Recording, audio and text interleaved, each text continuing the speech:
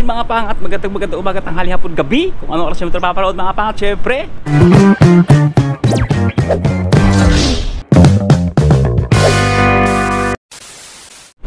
Boss. At ngayon mga pangat, sa pagkakataong ito, meron na tayo appointment. Yan, time check muna tayo. Ang appointment natin mga pangat, 9:20, 9:12 na. Late na naman tayo.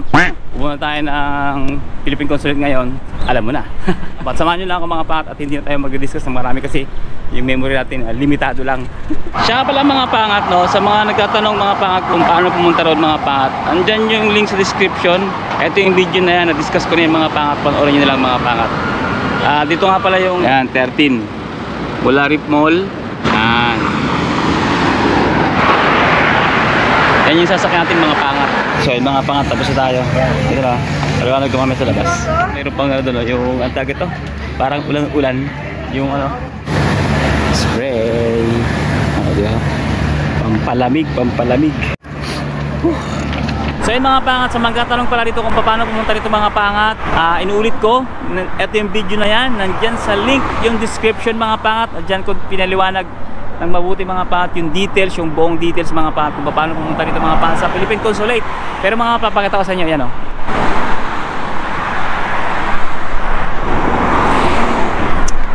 So yun mga pangat, siyempre explain ko muna mga pangat bago mag-pandemic mga pangat o during pandemic 2020 no mga pangat. Alam niyo na yung ating sitwasyon no mga pangat, nagkaroon ng crisis.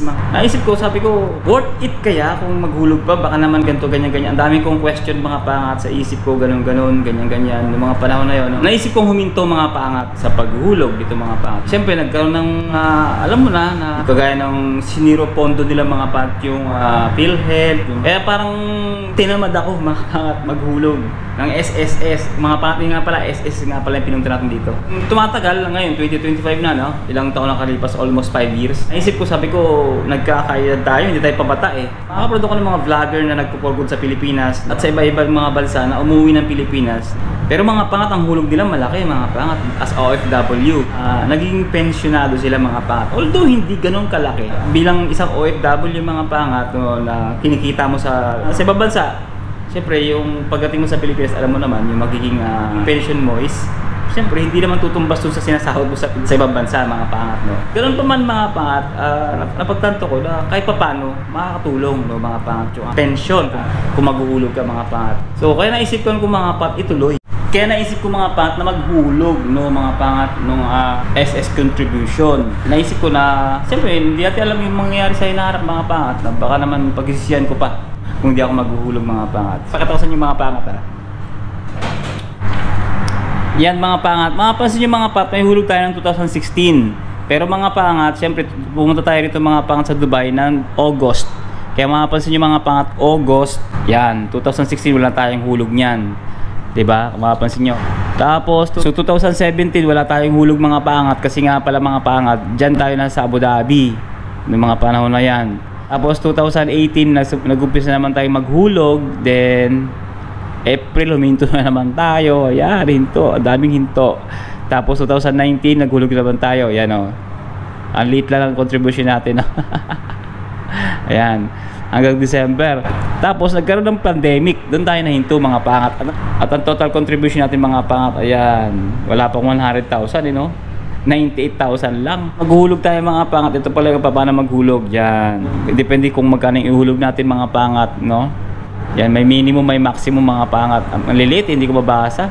Tapos dito yung QR code. Yan. Yan lang, may yearly. Para ang lumalabas mga pangat, ang pinaka minimum o maliit na hulog mga pangat buwan-buwan is 1,200 pesos. I-convert natin yan sa dirhams mga pangat na sa 80 dirhams, no? Or 70 plus. Depende sa palitan mga pangat. So, yun yung monthly na babayaran natin mga pangat o contribution natin sa SS natin. Start na natin yan mga pangat para pag lapag natin ng tayo retirado ng Pilipino, yun, kahit paano, meron tayong madudukot. At para rin tayong nag-iipon ito mga pangat. Actually, no, ang pinakamalaki mga pangat is 5,250 pesos. Dati mga pangat, way back 2019, 17, 18, yung mga ganun. Ano lang 500 yung pinakamaliit, 500 pesos. At mga pangat, ito yung loan ko dati, lumabas mga pangat yun. may interest na. 10,000 na yung interest in fairness ha. Tapos yung penalty 600, may penalty pa talaga.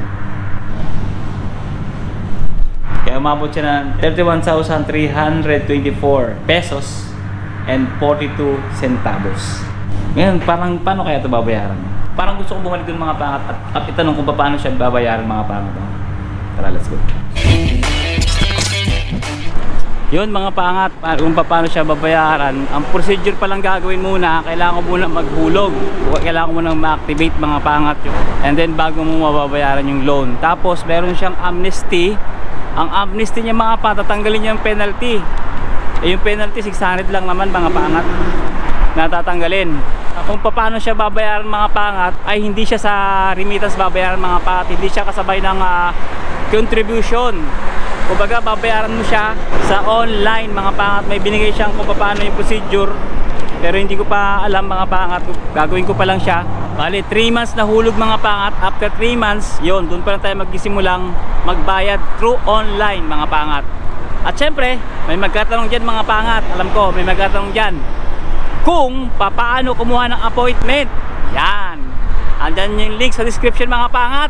Madali lang mga pangat. Puntahan nyo lang yung link. Madali lang. Pag-ano lang kayo, magpipilap lang kayo mga pangat doon. Email ad, tapos pangalan nyo syempre, yung phone number, and then yung ano, yung kung anong gusto nyo date kayo pupunta. At sana tama tong desisyon ko na maghulog ulit ng SSS. At mapakinabangan natin mga pangat sa hinaharap, no, yung ating contribution dito sa SS mga pangat. At sana yung gobyerno natin, I pray na maging ano naman, maging patas naman, no, sa mga taong nagsasakripisyo kagaya ng aming mga OFW. At kahit hindi OFW, kahit yung mga nasa Pilipinas na nagtatrabaho dyan ng minimum, na naghuhulog ng SSS, sana yung mga company ihulog naman yung SSS. Oy, kasi hindi rin talaga biro mga pangat yung kinakaltas mga pangat, lalo na pag mga single.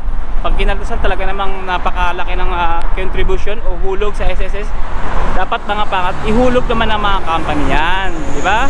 Pinaghirapan ng tao yan eh, pinaghirapan nila yan eh, pinaghirapan ng mga bawat manggagawang Pilipino. Yun, para tayo namumulitiko Baga sa mga naguhulog, ibigay sa mga naguhulog. Yan. Sa susunod mga pat, alamin naman natin mga pat yung ano, MP2. MP2 ba yon? Ng pag-ibig, lakas ng hangin. Sana narinig nyo ako. Yung MP2 yung sa pag-ibig mga pat, yan naman ang alamin natin sa susunod na pagpunta natin dito. Kapag naghulog tayo, kapag medyo maluwag-luwag tayo mga pat, try natin ang MP2. Pero hindi ako nakangako, hindi ako nagpa-promise mga pangat, pero gusto ko siyang i-try. Yun. Depende sa ating budget, no, mga pangat. Doon pa rin yan base kung kaya pa natin maghulog ng MP2 o hindi na. So kung SS na lang, wala lang problema, di ba? Dati yung sa Pilipinas dapat pahulugin natin yun, yung ating misis. Siyempre dapat naghulog din siya para pag tayo isa ng retradong Pilipino. Yan, di ba? Dapat pati siya rin. Yan, di ba? So yung mga pangat, ito sa Alcusais. Inuulit ko Alcusais ha, hindi Alcus. Kasi nung nakarang vlog natin mga pat, nabanggit ko ron is Alcus. At dahil dyan mga pat, napaka-comment si Sir Ronolfo Gador. Yan, shoutout po sa inyo sir. Sabi niya mga pangat, Bro Rogen, kamusta po? Sana palagi ka nasa mabuting kalagayan. Medyo narito na ako sa video mo ngayon. Di ba nasa consulate ka ng Dubai? So malamang nasa Alcusais ka, malapit sa Sauna 4. Tama mo mga pangat. Tama mo sir. Alcusais ka pala to, hindi to Alcus. Kasi mga pangat, pag nasa Dubai ka mga pangat, ang accommodation talaga ay Alcus. Kaya laging banggit dun sa trabaho namin mga pangat sa hotel. Alcus, kaya napa-Alcus ako rito. Anyway, sabi niya pa mga pangat, ingat po kayo palagi, salamat sa bawat video na ginagawa mo. Bumabalik ang memories ko sa Dubai. God bless bro, and pa-shoutout naman po sa mga kasama ko dito sa Nasiriyah Place, Riyadh Kingdom, Saudi Arabia. Sila Marlon Roland at si Ana Marie. Waiting for your next vlog. Salamat. Yun, shoutout po sa inyo sir, madam, sa mga sumusuporta dyan. Maraming salamat mga pangat sa Saudi Arabia. Mabuhay kayong lahat. Siyempre mabuhay tayong lahat, mga OFW. Yan, hulog tayo ng SS. At syempre mga pangat, ito pala ay Ministry Education. Yan mga pangat, hindi siya police station ha. Ministry of Education. Yan, to. Okay, hello. Yung kabila pala yung police station mga pangat.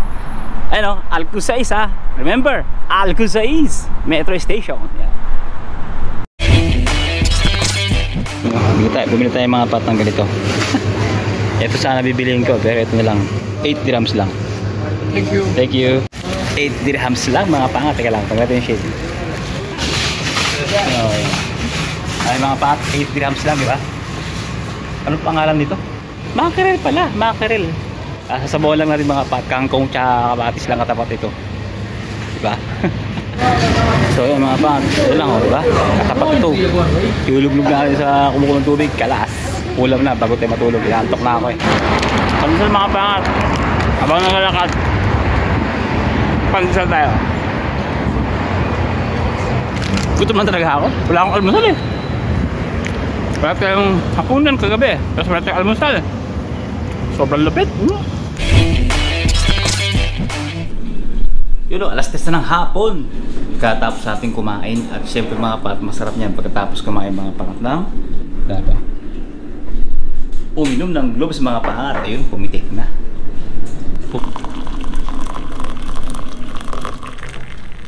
Yo, di ba? Mga pangat, hindi ang pinapapaka. Mapapansin nyo ilang buti lang nilagay ko kasi pwede kang ma-overdose kagaya nung ginawa nung kababayan natin sa Saudi yata o tama sa Saudi. Pinapak, minukbang mga pangat. Siyempre lahat ng bagay pag sobra masama, kahit na healthy yan, masama yung pag sobra-sobra, di ba? Lahat ng bagay may mga katapat na average, dosage, level, pressure, yung mga capacity, quantity, tons, mga ganon. Diba? Decibel. Decibel. Ano ba? Tama yan. Decibel yun, no? Yung sounds. Diba? Tapos yung kumbaga sa liwanag, yung lumen, brightness, diba? May mga certain amount lang, mga pangat. May mga tamang accurate na dapat ibinibigay o tinitake. Ganon. Bigyan po na tayo mga pangat. You know?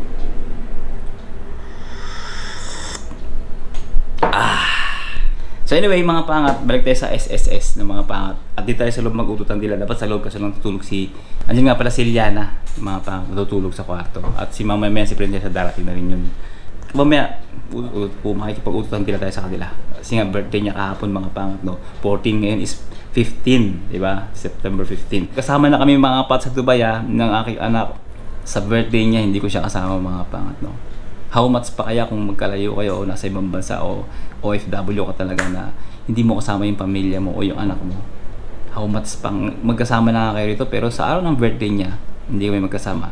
So anyway, balik tayo sa ISIS mga pangat. Actually mga pat hanggang ngayon pa rin, nag-ano pa rin yung isip ko, nagtatalo pa yung mga pangat na baka ganun, baka ganyan. Dahil alam niyo naman yung nangyayari ngayon na corruption, no? Malawak siya mga pangat. Actually, malawak yung ganyan yung nangyayari sa Pilipinas. Hindi yan mga pangat usaping simpleng corruption kasi para na siyang sindikato mga pangat. At kung bakit ko nasabing parang sindikato siya mga pangat, kasi yung ganung kalaking klaseng pera, no, billion or trillions man yan mga pangat, no, hindi pa pwede gawin ng ilang tao yan o small circle of person. Kumbaga maraming taong involved dito mga pangat sa ganitong tinatawag nating corruption mga pangat. At sa totoo lang mga pangat, nakakalungkot siyang isipin bilang Pilipino na may ordinaryong pamumuhay. Hindi ko niya lahat, no, mga pangat, kasi may mga taong ordinaryong mamamayan din talagang hindi lumalaban ng parehas, no. So doon tayo sa mga taong lumalaban ng patas ng mga simpleng mamamayan o ordinaryong mamamayan ng Pilipinas mga pangat, no.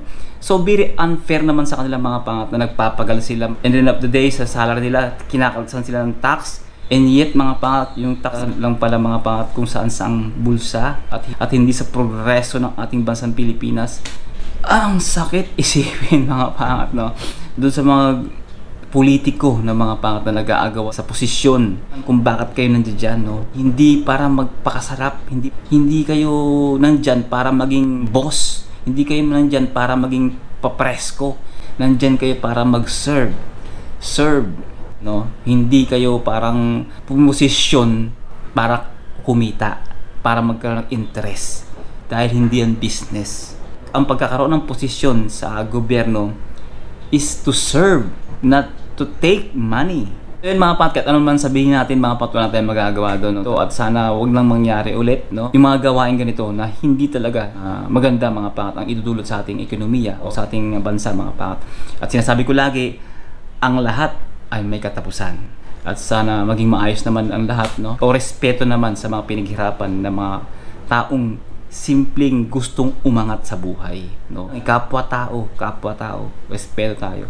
Anyway, yung mga pangat, yung essence natin, kung maghuhulog ba ako o hindi, abangan nyo lang yung mga pangat sa next vlog natin kung ano yung magiging decision ko, mga pangat. So anyway, pasok tayo sa loob, kulitin natin kasi dumating si Prinsesa, mga pangat. Kulitin natin yung dalawa kung anong ginagawa. Let's go! Ano na, birthday girl? Ano na? Ano ga, are? Wala ka pa cake? Ako lang, mga pangat, yung hindi kasama, mga pangat. Ano, bakit? Nasaan ka ba? Ha? Nasaan ka ba? Minsan talaga ang trabaho talaga, mga pangat, hadlang, mga pangat, sa mga kaganapan sa buhay. Ano, mag-exercise na kayo? Ano sabi? Maghuhulog ba kayo? Oo naman, Ikaw na, syempre. alam mo yung MP2 yan? Hindi ko alam yung MP2. Bago mag-MP3, MP2 muna. Pag-ibig. Yan. Pero mga pangat, syempre, umalis kayo kahapon, no? Oo. Actually, mga pangat, ito yung mga kasama niya. Si Amor, si Jericho, yan, si Iliana, at saka si Warm. Yan, diba? Nag-celebrate sila. Siyempre, galing sila ng church, mga pangat, bago sila. Kaya pala, mga pangat, kagabi, natutulog na ako kasi pupunta nga tayo ng Philippine Consulate ng maaga. Kaya pagdating ko, natulog ka agad ako. Then, nag-iingay sila doon. Yung pala na may picture, video. Yan, no? Para rin yung mga si Baby C. To have a good business. Wow! Mabigat yun ah. Yay! Thank you, Kuya Zim. Mukhang mabigat yun. Pressure ka ng bata. O, di ba? Na-pressure. Na-pressure ang bata. Ako yung na-pressure, alam mo kung bakit? Siyempre, winish ng bata na parang, ay, kailangan kong tuparin yun. Kailangan kong maging successful businesswoman. Yun na yung parang bless eh. At From syempre, the mga kids. pangat, kung bakit nito si Yanika. Yanika. Sino to? Oh, nalimutan, cut yan, cut. Si Iliana. Si Iliana, mga pangat, kung bakit nandito. Syempre, ayun ang abangan nyo, di ba? Abangan. Kung kailan na wala yung dalawa rito, dito naman siya. Palit-palit lang, mga pangat. Pero magkakasama sila kagabi. Kasi nga, birthday ni Prinsesa. Ako lang yung hindi, mga pangat. Alam nyo kung bakit? Yung trabaho na yan, minsan hadlang talaga sa mga bagay-bagay. Hadlang sa mga kaligayahan ng trabaho. Dapat hindi lang talaga trabaho. Joke lang. Kailangan natin yun. Pabiling cake, di ba ako binili ng cake? Joke lang. Siyempre, pag nawalan tayo ng trabaho, di walang pambili ng cake. Takot kaya? Joke lang yun. So, yung mga pangat. Wala pala si pare ko, no? Siyempre, mga pangat. Dahil birthday kahapon ni Prinsesa, 14 eh. Siyempre, kakain tayo sa Krispy Kreme, libre. Nasaan ka nga ulit? Nasaan ka? Nung masaya sila, mga pangat, nandun ako sa Kapaguran lang pala, Kapaguran. Pagkara ko sa'yo. Alam mo bang sa surprise? Nag-message ako. Patawag ko tadi sumasagot ng message ako. Kuya, bili ka naman ng bouquet. If ever, Sino ako ba yun? Ako ba yun? Minimess mo ako? Oo. Minimess mo ba ako? Sorry, nakatulog na kasi ako. Salamat sa lahat. Hindi. Kuya, sa Huwag lahat kang lahat, mag-explain!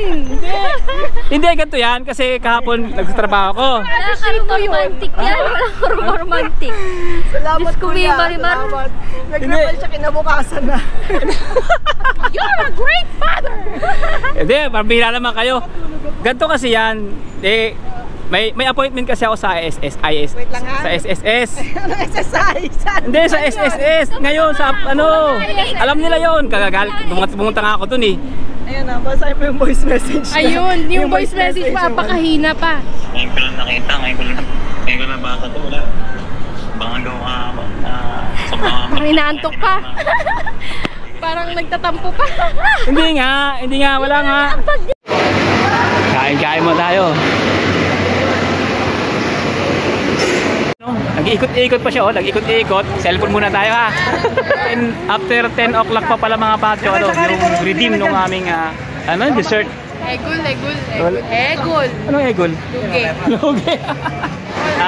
Yanika, may Diliana, wala ako. May nagatanong nga pala sa'yo. Ano daw ang page mo? Ikaw ba talaga isang professional photographer? Hobby lang po, hobby. Ayun. Pero wala kang page, no? Wala, may page ako. Hindi active. Oo. Kumbaga hobby niya lang. Pero kung gusto yung magpa-photoshoot, di ba?